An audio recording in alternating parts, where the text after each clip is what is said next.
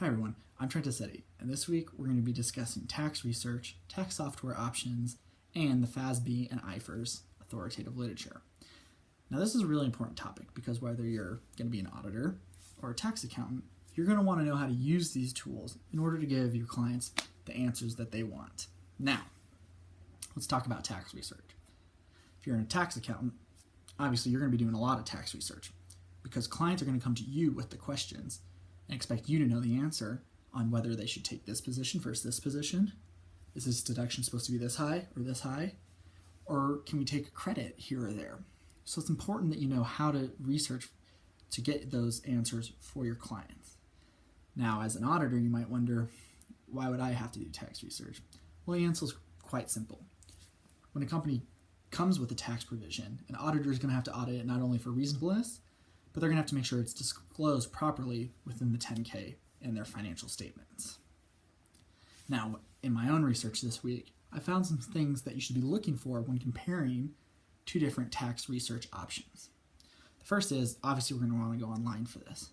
We could go to a library, we could put pen to paper, we could be looking through books, but it's not really necessary anymore. Not only does web-based tax research offer better mobility, better speed, being able to show your client exactly what you're looking at, it's made books kind of irrelevant just in the fact that things like the IRS tax code are now on their website listed right there for you to look at, or certain tax cases are all right there ready for you to look at. The second thing you want to do is you always want to use citatours and treatises. These are great tools for tax research.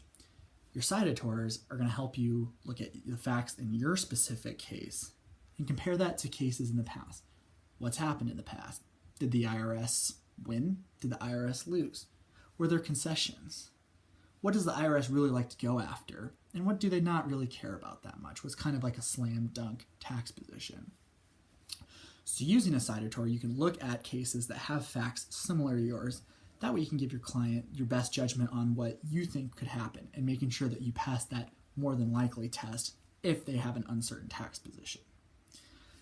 Now, treatises are a little bit different. These give some authoritative guidance on things such as estate planning or partnership and S-corp taxes, which is important because you're not just going to be doing federal income tax for your clients. You're probably going to be answering all sorts of tax questions that they have. Now, this is going to lead us right into tax software. Now, tax software comes in many shapes and sizes, and obviously companies like the Big Four firms have extremely complicated tax software. This makes sense as they're producing very complicated returns. They produce a lot of returns, and the size of their clients demand that their tax software is the best, that it's the fastest, it's got the most bandwidth, things like that. Now let's say you're working with some smaller clients.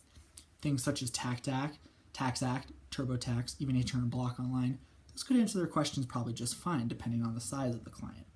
Now it's important to look at taxware often, that way you're choosing the correct option for your client, making sure that it's simple enough for them to understand, yet complex that it gets the return done.